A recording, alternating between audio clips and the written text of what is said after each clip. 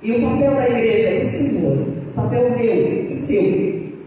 Deus nos encontrou, Deus nos elegeu antes da fundação do mundo para poder fazer isso. Aqui dentro, eu falo que é um lugar de recrutamento. É apenas para a gente se preparar, apenas para a gente ser recrutado na presença do Senhor. Mas o lugar da igreja é lá fora, não é aqui dentro. Aqui é passagem, é como quartel, é como o exército, né? Quando nós somos preparados. Mas o Senhor, Ele nos chamou, Ele nos elegeu antes da fundação do mundo. O que é eleger? Se Ele nos elegeu, então Ele confiou algo em nós. Nós somos quem é eleito. Ele ocupa uma cadeira para representar um povo. Não é assim? E Deus, Ele nos elegeu no Senhor Jesus antes da fundação do mundo, antes de Ele criar qualquer coisa. Ele nos elegeu para essa grande obra. A gente fica assim, sabe? Eu tenho observado nos últimos dias, fica assim, deve ser ver. Eu estou fazendo na minha casa. Olha isso. Eu tenho percebido nos últimos dias, irmãos, que a terra está tendo muito bem aqui embaixo. A igreja do Senhor, ela está se embaraçando muito com coisas dessa terra. A gente trabalha na liderança da igreja, a gente percebe isso. A gente está assim, sabe, focado em coisas provisórias que vão ficar, que vai perecer. É uma inquietude na alma da gente pelo dia de amanhã. É um terror. A gente fica preocupado com a escola que a gente vai proporcionar para o nosso filho, com a faculdade que a gente vai proporcionar para ele. É pecado desejar o melhor para o nosso família? Não é pecado. É pecado colocar essas coisas provisórias com primazia no coração nosso.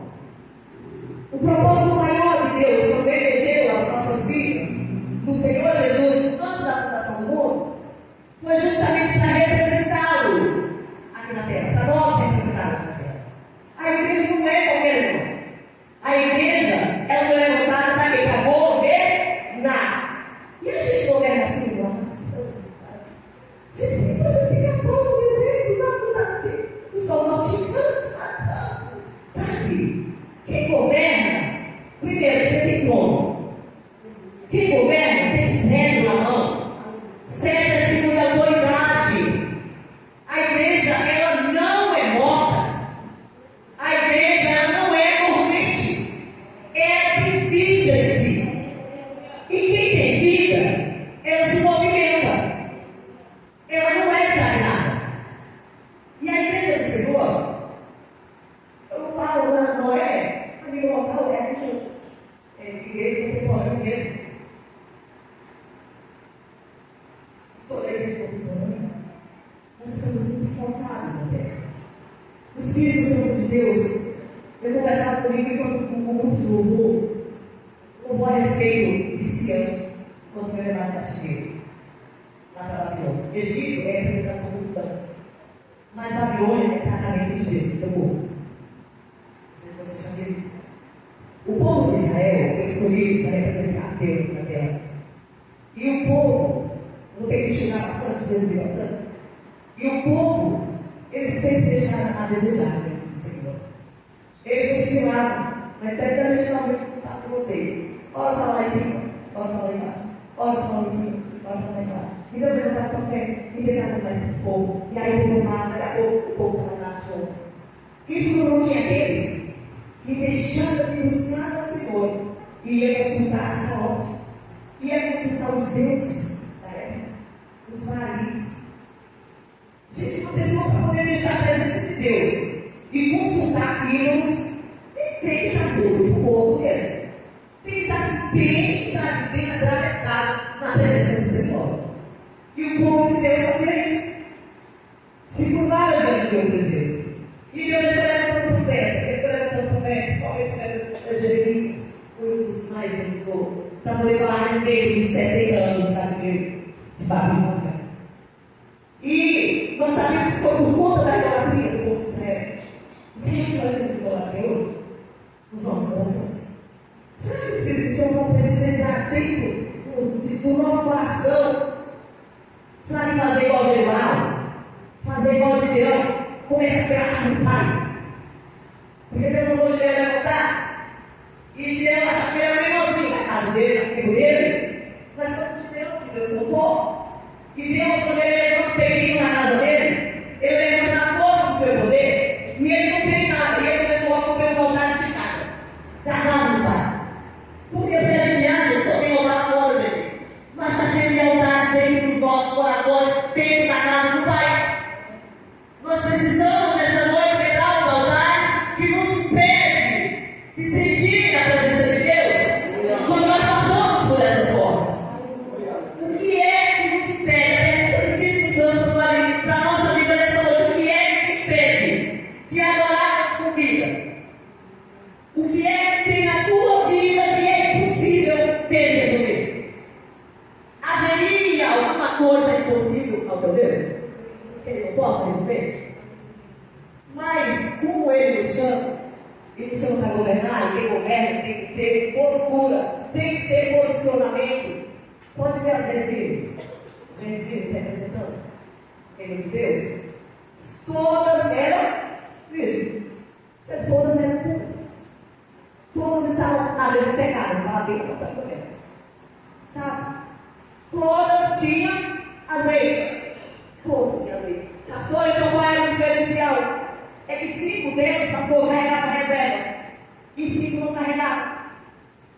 A gente está acostumado a buscar a Deus só na hora da atrofia.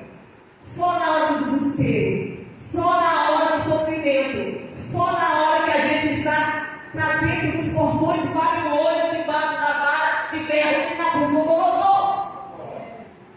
É quando a gente se desprende. Tem outro jeito, né? E quando tem uma zona de conforto, a gente vai se esquivando. A gente vai se esquivando, a gente vai se esquivando. Mas chega uma hora que Deus entra e aí não sei.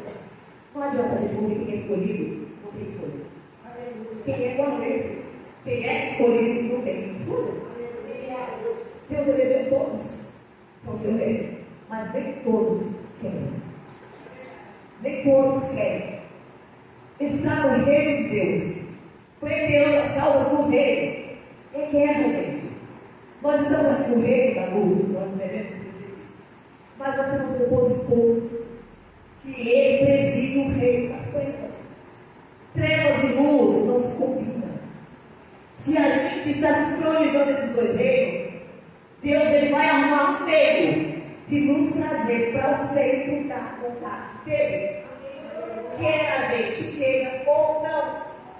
Porque aquilo que Deus determinou ao nosso respeito, ele irá cumprir. Ele irá cumprir. E louvado seja Deus por isso. E aí nós vimos, amados, que o povo de Israel, essa profecia, chegou o tempo do cativeiro, eles acharam que ele foi o cativeiro. E aí eu te pergunto, será que você está no cativeiro hoje? Uma prisão aí dentro de você? Será que você foi levado aqui por algum problema? Por alguma situação na tua família? Por alguma situação no teu ministério? Por alguma situação na tua vida espiritual? E que você precisa nessa noite vencer os grilhões, vencer essa tranca de ferro, quebrar os portões da Babilônia e voltar para Jerusalém hoje. Será que a gente não está precisando de quebrar esses grilhões hoje? E nós vamos observar, chegou o momento do povo de Israel ser levado para a Babilônia. E eles foram conduzidos para a Babilônia. Satanás, ele não brinca de ser Satanás, não é poderoso. Satanás, ele não brinca de ser diabo. Quem brinca de ser é a gente, às vezes. A gente facilita muitas trevas. Mas Satanás nunca brincou de ser diabo. Ele é isso e tudo que ele faz. Se vocês observarem, hoje eu estava jovem, a idade de estava aqui. Eu ouvi, gente, essas contas sempre jovem. Sabe? Um lado se unido, não puxando para matar outro irmão para outro. E eu fiquei ali, numa situação, orando para aquele rapaz. E ele agoniado, desesperado. E a algum momento, ele falou que estava desesperado, ia sair correndo. droga e não sobre o efeito de demônio. Porque a gente tem que ser né? Demônio como é efeito da droga, né? Efeito do organismo. E quando eu falei para ele, você não está endemoniado? Então, a educação e olha para você. Você está sob efeito da crise. Daqui a pouco, o organismo, as operações se acalmam e tudo vai passar. E a paz vai voltar a reinar dentro da tua alma. O que eu estou querendo dizer com isso? Satanás, quando pega alguém e leva preso no cativeiro, ele é publicidade. A gente não pode ter a boca na presença de Deus na vida. A gente tem que ser preso à igreja do Senhor. Tem que partir com as armas de Efésios, no reino de Deus, as armaduras. É intencionar, a igreja tem que ser mais intensa que ele. As trevas investem de todas as formas lá. E a gente fica aqui, sabe? A gente precisa pedir estratégia para Deus. Pedir armas poderosas para Deus. Porque Satanás não vem de estilete, de canivete, de peixeiro, de esmoleteiro. Não, ele vem de bazuca. Ele vem de tanque de guerra. Agora, se crente dá canivetinho na mão, a faquinha na mão, vai ser de quê? Puxa o canhão, igreja. Te puxa o canhão. E Deus ele queria, por meio do cativeiro lá da Babilônia, ele queria arrancar essa diferença do coração do povo dele. O povo dele se achava exclusivo para fora da terra. Sabe o bichinho de estimação com Jesus? Ninguém toca. Porque eu sou exclusivo de Jesus, ninguém toca. Eu sou representante, eu sou autoridade, represento Deus na terra. Mas se não houver posicionamento para a Babilônia, sim, para poder aprender a ser crente de verdade. Porque Deus não quer crente nem a boca, não. Sabe, andando. Claro, eu não dizer Deus, mas eu não sei se eu posso aprender para fazer uma coisa. Mas o homem seu será acreditado. A gente observa que o povo de Israel foi levado, primeiro foi no alvo dele, na Nabucodonosor. No alvo dele, foi elite. Se ele conseguir bombardear a elite, sabe? O presídio da igreja do Senhor, que é linha de frente da igreja.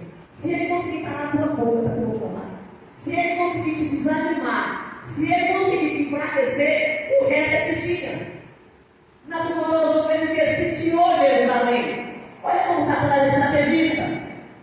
Ele sitiou, ele ia sitiar, cercar. Ele cercou Jerusalém. E ali ninguém entrava e ali ninguém saía. Se não sai para comprar e ninguém entra para vender, a tendência é acabar o que tem dentro dos povos de Jerusalém. Porque ele sitiando, não iria haver abastecimento, não iria haver nutrição. Crente faminto morre pela guerra. Eu estou fazendo assim paralelo. Babilônia, da vida lá, como a todos fez, com a nossa vida espiritual. Né? E a gente observa que ele levou os elites, os nobres, sábios, os líderes crentes. E como diz o povo, ele não puxa, ele levou os vasos consagrados na casa do Senhor. Então, Satanás, ele não brinca de ser Satanás. A igreja do Senhor precisa acordar. Estamos vivendo uma dormência muito grande, amados. Tem igreja, pastor, que eu vou pregar, e antes de chegar a hora de ministrar, tudo igual para ministrar, me cai uma sonolência tão grande, que eu falo, Deus, o que está acontecendo? E Deus fala assim, é a situação espiritual da minha igreja de povo. Está dormente, está quase morta. E às vezes é necessário o Espírito Santo, sabe? Lembrar que a gente é autoridade na terra. É preciso o Espírito Santo dizer, acorda, ó, eu habito dentro de você. Eu não ando do teu lado, não, eu habito dentro de você. Mas nós damos mais atenção ao estereótipo, ao que está ao redor, do que àquele que está habitando dentro de nós e que está gritando todos os dias, acorda, acorda, Jesus está voltando. O povo não se conforma só com você e sua família, não. Existe um povo que Deus escolheu, a salvação é para todos, não é só para nós. A igreja do Senhor está ficando egoísta. Eu não sei se é assim. Na minha igreja também. Se você também será Senhor. Já tem povo. Quer alguém? Gente, o amor de Deus não é desse jeito. Ele deixa um trono de glória. Sabe, ele se fez mendigo. Para habitar no meio de nós, ele se despiu. de toda a sua glória para poder nos resgatar, para poder nos dar direito a moradas eternas. E aí a gente observa que Deus ele queria se revelar. Lá dentro do Babilônia mostrar para o povo que ele é um Deus missionário além das fronteiras. Ele não é Deus só de Israel. Ele queria manifestar, se revelar. Ele começou a se revelar para o cabeça lá dentro do Babilônia. Vamos observar. Eu falo que Daniel passou a peça de perto de Deus. Né? E vocês perceberam que Daniel não era mencionado antes do Babilônia? Deixa eu comentar Daniel. Que profeta passou só funciona no cativeiro. Se Deus tirar ele do cativeiro, não funciona. Só funciona na base do povo. Né? Nas fornalhas, com leões. Não funciona. E aí a gente observa que Daniel, ele tinha os três ali abençoados que fez a diferença lá do homem. Mas ele tem a fé de Deus dentro da Babilônia. Ele comprou a briga pela nação dele. Se vocês observarem. Você não precisa da igreja batista todo dia, sabe? Para poder fazer uma obra extraordinária nesse país, não. Ele precisa de um Daniel e os três amigos. Porque Babilônia está aí, ó. Oprimindo todo mundo. No cativeiro, na bebida, nos pagodão, nos funk, nas baladas. E aí quando eles voltam, o que eles deitam na cama é choro, é pranto, sair da Babilônia. Mas e nós? O que é que nós estamos fazendo? Essa é a pergunta do Espírito Santo de Deus para nós esta noite. Nós estamos fazendo com o quê? Para dentro dos portões da Babilônia. Nós só queremos mostrar que nossas vidas religiosas, de que nós somos detentores do poder de Deus. Nós precisamos demonstrar esse poder de Deus. E só se demonstra por meio das mãos, só se demonstra por meio da boca. Nós somos meio de comunicação entre os céus e a terra. É a única instituição da terra que tem a chave dos céus. É a igreja, gente. É a igreja que tem acesso ao trono de Deus. E o que é que a gente está fazendo com esse poder? E aí, pastor ali? Aí meu pastor, o povo está assim, ó, e vem, fica, e vem, e fala, e vem, e tem uma coisa. Tem uma cama de crente que é só conversa. Quando chega o dia da oração, é Pedro, Tiago e João. É ou não é? É o dia de ensinamento da palavra, Pedro, Tiago e quase João. Não é assim? E como é que esse povo vai proclamar as boas novas do Senhor, se nós não tivermos prazer em meditar na lei do Senhor de dia e de noite? É. E a gente observa o povo de Israel. Foi para o cativeiro, passou todos aqueles perrengues, não vou poder contar para vocês agora, vocês já estão na Bíblia. E aí, chega no segundo capítulo de Daniel, Nabucodonosor ficou. E ele é mais louco que o sonho dele. E ele diz assim, chama os sábios que pede para ele, não só interpretar o sonho, mas tem que dizer como o sonho que ele sonhou. Sabe o que ele sonha? E como é que ele fala para a família, eu sonhei um negócio essa noite. Foi uma coisa importante, foi coisa da parte de Deus, mas eu não consigo entender. Foi revelação da parte que eu não consigo entender. Então, mais ou menos esse naipe, o sonho de Nabucodonosor. Deus se revela para Nabucodonosor, ele estava Babilônia. Apresenta uma estátua diante dele, mas ele saiu como ele tinha sonhado. E ele é um rei tão doido, né? Porque quando o povo de Deus se posiciona com a autoridade, Deus pega o doido lá, com a autoridade para poder instigar a autoridade no povo dele, né? E aí ele pega e põe os sábios para beira do abismo para morrer. Ou vocês falam o que foi que eu sonhei. E o discernimento foi como matador do povo. E aí os sábios entraram em desespero, porque sabe da terra filósofo, não entende nada do céu. Quem entende do céu é quem tem intimidade com o Pai. É quem tem intimidade com o dono do céu, com o dono dos mistérios. Então o que acontece? Daniel, quando ficou sabendo disso resumido, ele fala o seguinte, não, me dá tempo aí, me dá tempo aí, porque eu vou. A culpa de orar, para ele não orar, então você não tinha resposta a respeito disso. Né? Os pastores sempre têm, os amigos chegaram do momento da intercessão, né?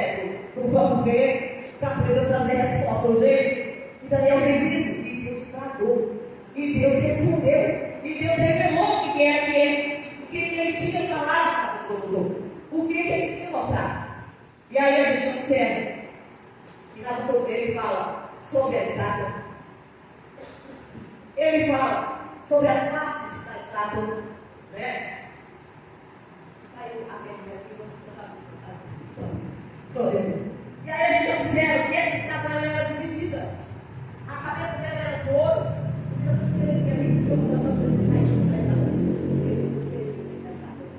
A cabeça era de ouro, representando o próprio Deus. Porque essa estátua representava os reis da terra. A cabeça dela era de ouro, representando o próprio Deus. O peito dessa estátua era de prata, representando o reinado que viria após Nabucodonosor. Nabucodonosor iria cair, o reinado dele, e os persas iriam subir, o reinado da Babilônia. E aí Deus mostra primeiro essa estátua que ia ter uma decadência, que ia passar de reino para reino, né? E aí quando chega no ventre dessa estátua, era bronze, representando o reinado da Grécia. Tem a Grécia lá, dominando.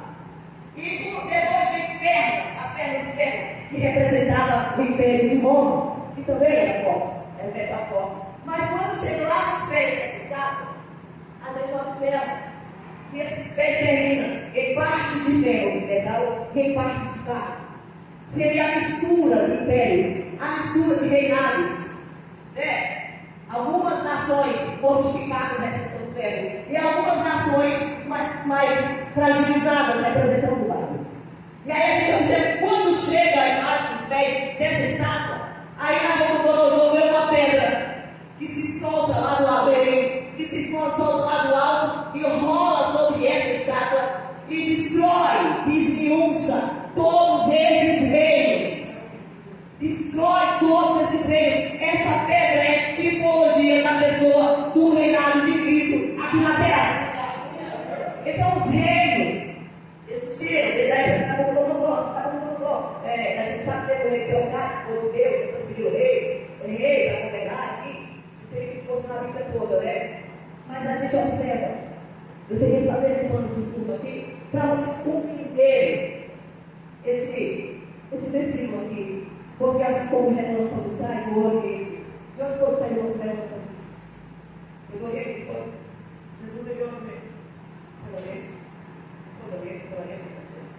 Você está vendo? E Jesus falando, Deus saiu do olho. Vou chegar, eu cheguei até você ver. Jesus também.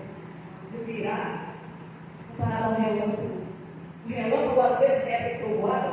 A gente não percebe que o relâmpago tão rápido que é relâmpago. Só percebe quando eu vou meio para trás, né? A gente percebe que relâmpago. Assim vai ser a vida de Jesus. Mas eu preciso. Isso aqui é muito extenso. Seria o estudo que eu faço com vocês. Entrar nos detalhes, né? Existe lá em Daniel capítulo 9, falando sobre as 70 semanas de Daniel. Quando o anjo apareceu a Daniel ali, e revelou para esse mistério da Deus para Daniel, falando sobre as 70 semanas de Daniel. E essa semana aqui, irmãos, essa semana que a gente tem a nossa novidade, cronometrada, 7 dias, sabe? Esse ano, esse calendário 365 dias, é semana de anos, representada por anos. É uma semana que equivale a 7 anos. Por isso, que a primeira semana dessas 70 semanas, ela foi feita a reconstrução do templo de Jerusalém. O príncipe veio da coisa, lembra? Ciro ajudou o voltar para a terra natal, foi? Ele devia receber, reconstruir o templo, reconstruir os muros de Jerusalém. Enfim, fala de reconstrução. Mas nós vimos aqui que levou aproximadamente 50 anos para a reconstrução do templo. Depois o povo voltou para Babilônia. Aproximadamente 50 anos. É aquele que passou 7 vezes 7, 49. Né? E aí vocês dizem assim, pastor, mas onde é que tem mais Bíblia para essa semana de anos? Está lá em Levíticos, se quiser dar nota, Levíticos, capítulo 8, passando essa semana de anos. E aí nós vamos ver que nessa reconstrução, houve reconstrução do templo, que durou aproximadamente 50 anos. E depois teve um período interbíblico, representado pelas 62 semanas. 62 semanas. Então foi um período aproximadamente 434 anos. O que é período interbíblico? Aquele período lá, sabe? Que a gente simplesmente passa uma coisa assim, né, pastor? A gente acha que é fácil. Ali foi um período de silêncio muito grande da parte de Deus. Esse é um pouco de ver. Não voltou em nada ainda não, gente. Sabe? O povo, já leram o livro do profeta Ageu? Se o povo voltava tão desesperado, a gente sempre teve, a vida inteira, a humanidade preocupada com as coisas da terra. O povo não está chegando, com doido para poder construir suas casas, construir suas casas. E aí Deus leva o profeta Ageu e falou assim: aqui que você está, aí, dando o melhor para casa de vocês, deixando o seu tempo em ruína, né? E aí ele levanta ali o seu cabelo, e o povo se anima, e termina o tempo, aquela coisa toda. E aí a gente observa que esse povo ainda na indiferença. E aí Deus passou esse período todo de silêncio. Não tem coisa pior para acabar com a vida do crente do que o silêncio de Deus. Existe coisa pior? Não existe. Eu fico desesperada, doida, se eu não ver alguma coisa de comunicação do céu da parte de Deus para a minha vida. Aí você fala assim: mas e a vida? A vida eu não sei, mas eu quero viver. Eu quero viver a palavra, não somente ler na teoria. Eu quero viver na prática, eu quero ter experiência do Espírito Santo de Deus. Porque ele é vivo, ele não é morto. E quando eu começo, sabe aqueles dias que você toma o joelho para orar, vem tudo na sua cabeça, menos um amor, e parece ser meio pronto. Você fala: meu Deus do céu, será de mim? Parece que você colocou dentro da gente. Parece que a gente tem força. E a gente precisa buscar a misericórdia do Senhor. E a gente observa aqui, voltando para aqui, Deus ele passa esse período de silêncio. Deus não deixou trabalhar? Não. Ele não deixou de trabalhar. E pronto, seu povo. Porém, ele ficou em silêncio. Ele não desceu a palavra do profeta. Os profetas para falar. Para se dirigir ao seu povo. E aí a gente observa que o profeta Isaías, Deus levou o profeta Isaías. Você falou do tempo todo? Já estou terminando já. Um tempo muito, todos esperando a nossa igreja, a nossa igreja, Jesus está voltando. E aí a gente observa que Deus leva o profeta Isaías, lá no Antigo Testamento, e fala a respeito do Jesus, do Messias que viria, a dispensação da graça, na plenitude dos tempos. João Batista, ele leva o povo levantado no deserto da Judeia, na beira do Jordão, como faz o precursor de Jesus Cristo, como aquele que prepara o curso, o caminho. E ele vem avisando para o povo que estava vindo alguém que não era digno nem de desatar as alparcas, que ele batizava para arrependimento de pecados, mas esse viria, pois ele batizaria o Espírito Santo e do fogo, coisa que não estava na alçada de João Batista. Então, ele vem avisando para o povo, alertando o povo, assim como os profetas de Deus, os pastores, a liderança que Deus tem levantado em cima dos altares e dizendo e alertando: Jesus está voltando. A igreja não pode ficar indiferente, amados, porque senão vai pegar muitos igual as tribos que só tinha azeite no momento e não tinha reserva. E aí, de repente, vem Jesus na plenitude dos tempos para aquele cordeiro que estava reservado lá na casa do mundo. Chega a vez dele, e ele nasce numa vida, e ele cumpre o ministério dele na terra, que Deus tinha agora. E aí, a palavra de Deus nos diz que ele cumpre o ministério dele aqui. Ele faz o sacrifício que estava perdido na salvação do mundo. Ele resgata a humanidade com o seu sacrifício. E aí ele morre, ele ressuscita no terceiro dia. E nos últimos dias dele na terra, no Monte das Oliveiras, ele dá instrução aos seus discípulos de como continuar a caminhada aqui, de como continuar, sabe, o ato dos apóstolos. Olha, você vai olhar, e continue aberto, porque aí você continua dando prosseguimento lá no livro de Atos dos Apóstolos. A igreja do Senhor está construindo ainda.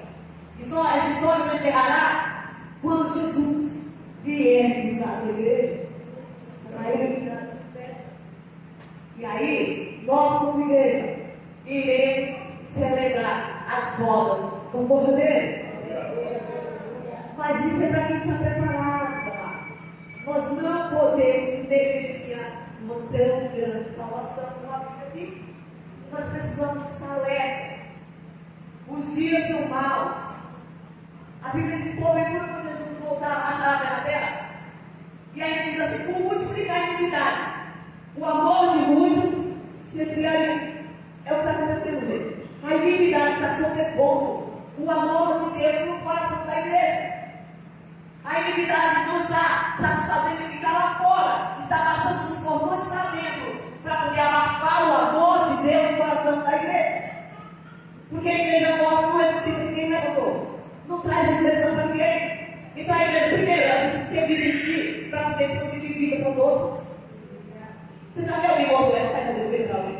Aqui para alguém, para alguém. A igreja de Santa Maria está atrás. Eu falava essa semana lá no congresso. Pastor, não serve ovelha, não, gente, não é ovelha. Pastor, ai, a igreja vazia, pastor, não é culpado, não está produzindo, não, culpado é ovelha. E não está produzindo ovelha, não está reproduzindo. É ovelha, já é ovelha. Pastor, cuida do rebanho. A igreja está tão acostumada, as ovelhas estão tão acostumadas a aquilo ali, que quer que o pastor coloque graminha na boca dela, mas não sabe de alfafa, sabe? Dando comida para ela, assim para baixo, ela vai indo atrás da comida. O pastor é responsável em conduzir as ovelhas para o pasto verdejante, para direcionar, sabe a estratégia, a estratégia do céu, conduzir o rebanho. Mas quem come é a ovelha que tem que comer. É a ovelha que chega até as fontes das águas tranquilas e saciar a sua sede. Não é o pastor que anda com o pau debaixo do braço pela água da ovelha, não. O nosso povo, as ovelhas do rebanho do Senhor, está mal acostumada. Sabe o que é isso dela? Antigamente, eu lembro de eu comecei na presbiteriana. A gente reunia, a gente tinha prazer em reunir, não era pastor? A gente reunia nos lares, cada um se cumpria isso. Tinha salva, outro tinha doutrina, outro tinha louvor, outro tinha. Todo mundo tinha. Se reuniam na casa dos outros, quando chegava aqui no tempo, era fogo puro, gente.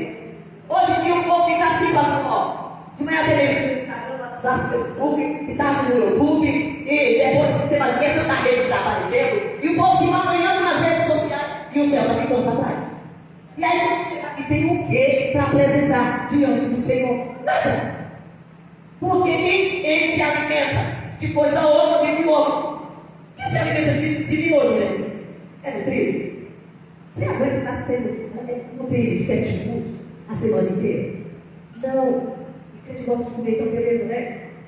A gente come uma beleza. E por que é que a gente está hasteado com a palavra de Deus? Eu dizia na semana passada, eu falei, gente, tem umas igrejas aí, pastor, que eu vou ministrar a palavra, pastor ali, quando dá o horário de encerrar o culto, se o profeta me pegar o microfone, a gente começa a observar o tempo ficando preocupado, porque as expressões faciais comunicam o desespero dele para ir embora para casa, mexer nas redes sociais, assistir fantásticas, assistir o raio de pátria, mas não terminar um minuto a mais nos atos do Senhor para ouvir a voz do Senhor.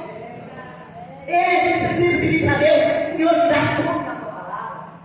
Se a palavra do Senhor não está nos passeando, é porque nós já estamos alheios e habitualmente do tempo. Quem está alheio não consegue pegar uma boca e morre. Quem está raquítico, se comer uma feijoada, morre entre óbito. Né? Aí tem que começar por uma dieta balanceada, e continua no pouco, se não morre, gente. Então a igreja do Senhor precisa, sabe, voltar às origens, na presença do Senhor, para poder voltar os milagres, os prodígios, as maravilhas, como a gente via, como a gente vê na igreja primitiva, na igreja do apostolado. O nosso Deus não mudou, Ele continua o mesmo, Deus diz, Ele continua o mesmo, Ele foi ontem, Ele continua hoje e Ele será eternamente. E aí não vai dar para escorrer, eu trouxe aqui para escorrer, mas é pouco tempo para poder falar das dispensações, o arrebatamento, as bolas do poder, tem toda, tem milênio, né? Tem a guerra do Armagedon, tem todas essas coisas que levaria umas 3 horas de estudo para a gente se interar a respeito disso. Mas o certo vai ter novos céus e nova terra. A igreja está preparada para a vida do Senhor Jesus. Que nos abençoe da igreja.